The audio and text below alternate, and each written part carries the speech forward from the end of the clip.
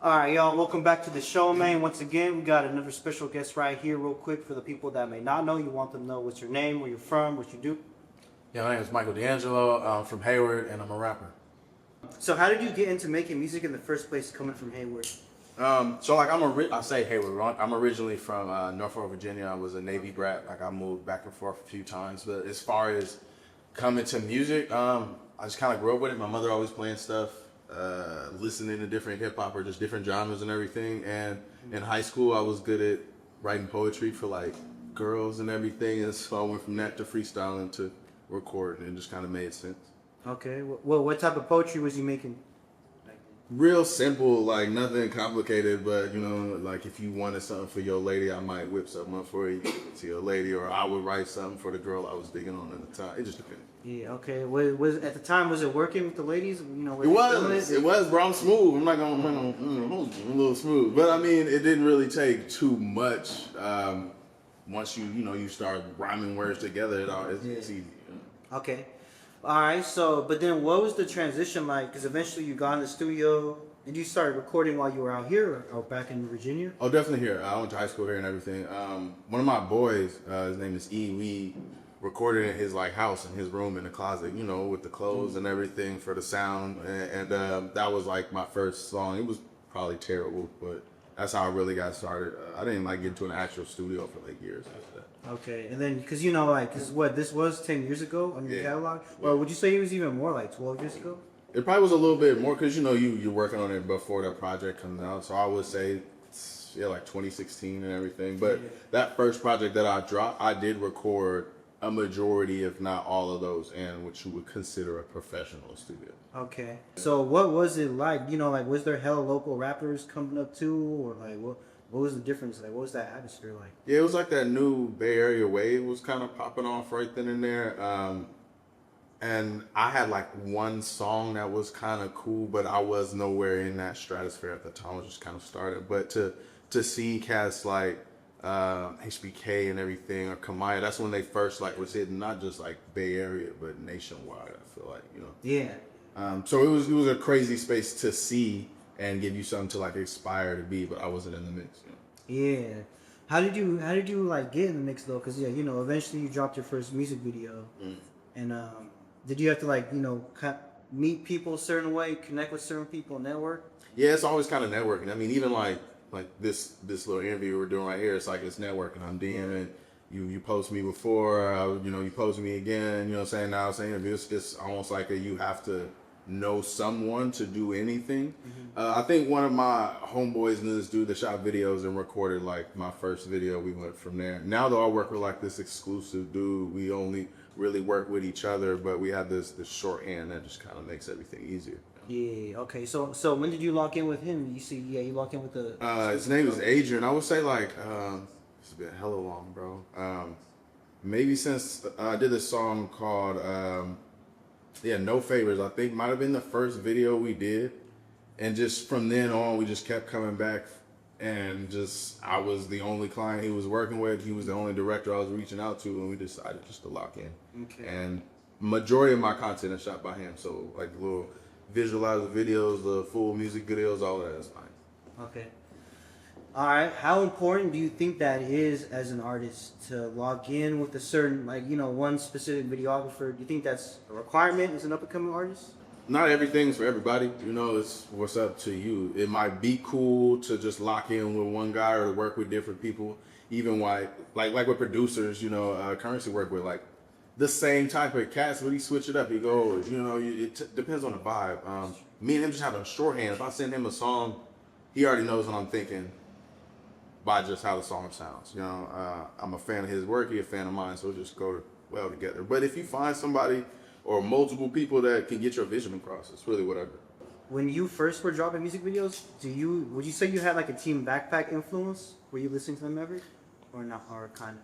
Like in passing, because it kind of just like was intake and everything. But as far as like, you mean my visuals or just that music? Yeah, because one thing I noticed when I was looking at your first music videos is the style of rap you were doing. It did remind me of kind of like that Team Backpack rap. Going on a little bit. So I was like, oh, I wonder if he was like into that back then. Yeah, hell yeah. I mean, I grew up listening to what I guess would be like the precursors to like the backpack, like your Mos Defs or your Black Star, like the early Kanye West. That was like one of the first albums I ever bought. You know, was Graduation. Like I rode my bicycle up to the Target and bought that bitch. You know what I mean? But as you get older, you start to not just be like backpacking. Maybe you get a little bit more edge because life is a bitch sometimes. You know what I mean? But I would say that was like definitely a route for me.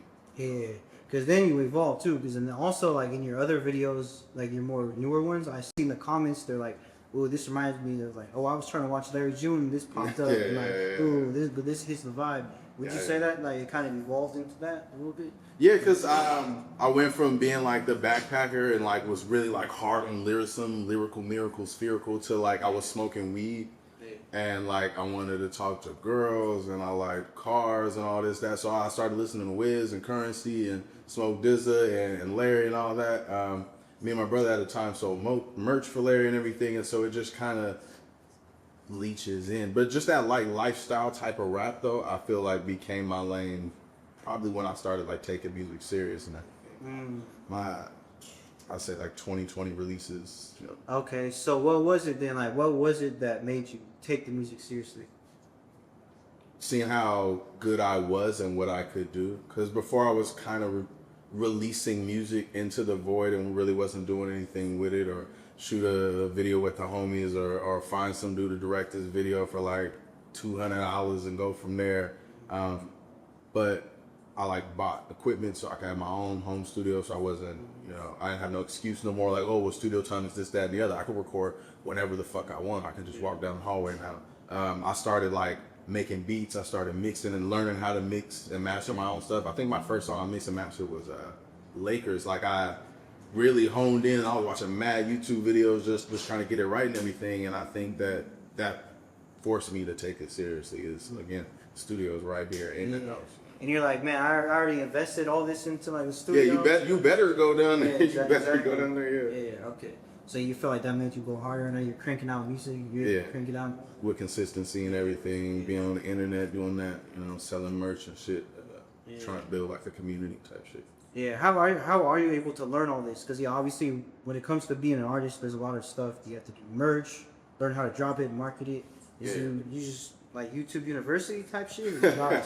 A little bit. That and then like just real world networking and being with people. Like being not even underneath the wing, but like several arms distance away from Larry to see how he had his business set up and how people were like fiending for the merch. I was like, okay, so merch is very important, not only like to monetize, but that's a walking billboard. Anyone that's going around with your shit. But then also, yeah, there's countless casts that I watched on YouTube on how to set up like Facebook ads or Instagram ads, or how to appropriately set up like your SEO on like a music video or something, so that it's popping up in people's algorithm and everything. And then that you're looking for Larry, but then my shit pop up. Like I engineered it for that. You know, there was a time where Currency just dropped an album, and now that he drops hella consistently. So I kept that little tag. But hey, you look for him, one of my songs might pop up with it too. Yeah. But that's just like trial and error, fucking up, spending and wasting money, spending and saying, I made a little bit of money, Matt. Let's put more on here. It's all of that shit combined. So say an artist has like $1,000 budget. What should they invest into? Do they have a song they want to push? What should you do with $1,000? I'm a project guy. I know a lot of people, the single a week or a single a month. I like bodies of work, so someone could sit and like really listen to like you and not just like a one-off song. But if I had like a band, I would shoot like a video, try to do that as cheap as you possibly could, but try to maybe spend $102 on the budget for the music video or like the visualizer. I don't know if you've seen like my got that shit where like I'm skating around in a circle or whatever, and it's just the camera. We took the camera, we turn that bitch. Yeah, we just turn that bitch sideways, and that's really good for like shareability and blah blah blah. But spend a little money on that, and then I would take that like $800 after that, and then put that shit into like $20 a day on the ad, and that'll get people seeing shit, build you up a fan base. If the content is good and everything, if the song is good, they'll come to your page. And if you have a body of work, it's not just gonna be a single. It's something that they could actually run through a few times. You know what I mean? Okay. Should he split it all in ads, or should he also like pay promo pages and then put part of it in ads? I would think that you need to see what's popping. Like if you put like $1, I started off. So for example, for what got that, I had this idea. If I skate around to the song, people will like that. I can roller skate. Good at it. It's a good song. Those visuals combined, I think it'll go. So I put it on the internet, and then it did good with my fan base. And so I put $1 a day behind that. And I was like, oh, okay, this is getting organic growth through all that, blah, blah, blah, blah, blah. And so I put $5 and $10 and $20. Once I saw that it was catching steam, then I started seeding it to other like blog pages because I had proof of concept. And there would be multiple times that I hit up a blog page and like, oh, I've seen this video before. Like, yeah, from my ad, here's like some little money to post it on your page. And so now the people that already seen it from my ad are not going to see it on your page too. It seems like they're seeing it fucking everywhere. Yeah. You know what I mean? I know when the Super Bowl was out here, I was seeing Bear and shit like on every single page, the same content posted, seeded throughout the union. That's a fact. Like one thing too about being in the rap industry is like a lot of rappers, they'll quit or they'll give up. But you've never really quit like that. Has there ever been a moment where you wanted to quit? Yeah, hell yeah, of course. Right before this recent release, because I was just going through so much stuff, trying to get a venue for this listening party I wanted to do and have the project drop on the same day as the listening party, and then having the merch done and pressing together, and then I needed Mr. Fab, because he's on the album, I needed to approve his verse. So getting that, like, I had to ask him to like double approve it through the distro and everything. There was one point where I had even said, like, if I just said, like, fuck it, I was about to go on vacation. If I just said, fuck it, I just on vacation, I just be chilling. I ain't really got to worry about this. But at the same time, like, I love it, and I would feel some type of way if I just gave up. Like, I feel like a coward, like a punk, I couldn't do that. You know what I mean? Yeah. Okay. So so just that. Yeah. It's that inner motor. I'm not finna stop. Yeah. It's kind of like, time. I was gonna say it's kind of similar to how you were saying how you had the studio, you invested in the studio. That's the inner motor too. Right? Yeah. It's inner motor. Yeah. Yeah. Okay. What would you say is the biggest difference being an artist in 2026 versus 2016, like the up and coming artists trying to push your music? The internet is even more like integral to like what you're doing. It was like then, but I didn't really know the internet then. Like I was like, fucking, like I was a child. I didn't know what the fuck was really going on. Now though, there's a lot of, and I don't mean like case studies, but you could just look at a lot of different artists who have done certain things and it's working. And again, not everything works for everybody, but if you take a little bit of this and add it to yourself, you can go. And so, yeah, the internet has just made it like crazy that I can tap in with people in a whole different country. My man is from Korea. I could tap in with people if I really wanted to. I could, without any ads involved, I can really like lock in, or in a whole different city. If you want to pop off, you can focus on that with YouTube and Instagram and TikTok and all that. The internet has made the world like hella small. Yeah. Sometimes in terrible ways, but like good ways. Yeah. So even though there's more rappers nowadays, or people trying to be rappers, you would say that it's easier to get exposure as a rapper nowadays than it was back then? Shit, I don't fucking know. I'm working against the algorithm every single day. But like that's why you do the ads and you post on your page and you post consistently and you do in like person events so that people actually know you outside of the internet. You reach out to blogs and have them posting too. So I don't know if it's easier, but it's different. I guess I worded that question wrong. I meant to say like is it harder to stand out than it is, or is it easier to stand out? Good shit is always gonna like bubble. You know what I mean? You might have to put more effort into it, but good shit is always going to come to the top. But it is difficult to kind of stand out. Yeah. What would you say is the biggest mistake that you see up and coming artists making then in 2026 that's holding them back? Giving a fuck what people think. Yes. And I be giving a fuck too, but you got to try not to give a fuck. Like, oh, you're gonna think I'm weird if I'm hosting every day or multiple times a day, or like I don't really like DM people being like listen to my project or whatever. Cause I personally don't like that. Like I don't want to do it to somebody, so I don't. But you gotta hustle, you know what I mean? And fuck their feelings is how I feel. Yeah. So you said that's an approach that you don't take when you like DM, because I do get those DMs too, those mass DMs. Like, oh yeah, sure. It sounds hella ingenuous. You're like, I could tell it's copy and paste. At least like switch it up. You know what I mean? Yeah. Make it more personalized. Like when I had my listening party for my project, I was picking people I was talking to And I had a bit of a script, but I was personalizing it to people. Hey, bro, I would love for you to show the. Hey, homegirl, I'd like for you to come to the. Hey, we met, you know, so and so. Would you like to come to? I saw that you bought some merch last time I dropped some. Hey, why don't you come to the? Like, you can't just be copy and paste. Now I think Instagram will boot you if you do that too many times anyway. But yeah, I don't like or just you just send the post or you just send the album cover and I'm just supposed to be like, oh my god, it's fucking Drake himself that DM'd me. Let me run over and listen to it. You know, you gotta actually like put some work or build some faith for me to jump and do that. You know what I mean? Yeah. All right. So pay attention to your surrounding. Like look for things like, oh, this guy just bought my merch. Maybe I could say, just kind of like look for things. Yeah. Yeah. Okay. Again, this is all what I fucking do, huh? I mean, yeah, but it sounds like you had solid advice though, for sure. So shit, the next artist probably see this, probably help them out. I noticed that the song on your Spotify called "Got That" has more streams than usual. Yeah. Was there like something that happened? Do you know why that song connected with people more than the other songs? It was the visual that I was saying. I think. Oh. Girl, you're so fine, look, you know you got that. If I miss a line, then I'm nodding right back. Like that was like I see it with $1 a day, and 5 and 10, and then I was up to like $20 a day of just kind of pushing that piece of content. And I'm a really good roller skater, you know what I'm saying? I look good in the video, you know. So it wasn't just like dudes listen to it, it was women as well. And that drove them to want to go to not just Spotify. Spotify's the only one that shows the numbers, you know what I mean? But Spotify, Apple Music, YouTube, like they were going there to find the song. And then, like I said, that trickled down to the rest of the project and everything. I still got people listening to me just because of that song. Okay. And then, so wait, is Got That off the new project? No, that's not until like 2 years ago. Okay. Yeah, it's off the Chopsticks. My newest project is If I Told You the Truth, probably 8. All right, so let's talk about that. So what's that name come from? I mean, it's just because people can't handle the truth, brother. And over the course of making that project, I just kept dealing with just a lot of different stuff. Me and my friend group was having some people was acting weird. I had a whole person try to sue me over some shit. Like it was just a lot of different nitpicky things. And even to get the project even out, it just felt like one hurdle over another. It was the appropriate title for me.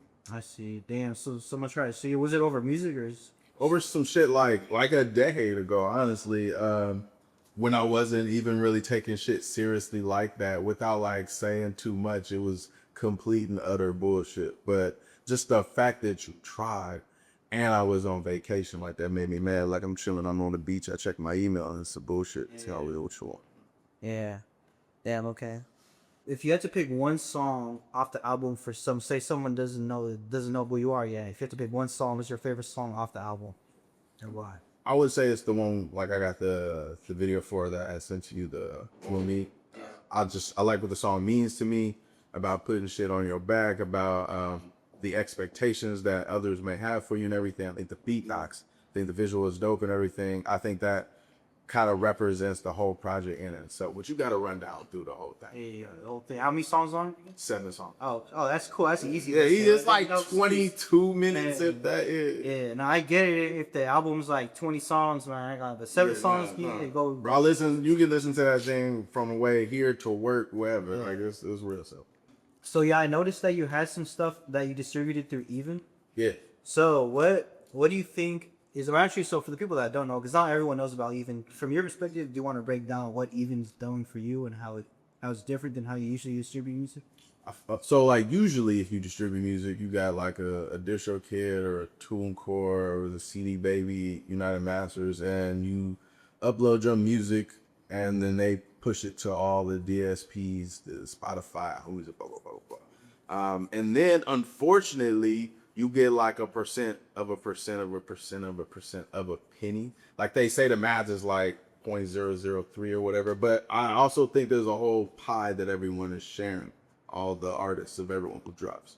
So you're not really seeing a lot of money from that. Not like that's the only thing that should matter when you make art, but you're not seeing a lot of money from that when you upload through Even Biz. And I don't think they're perfect either.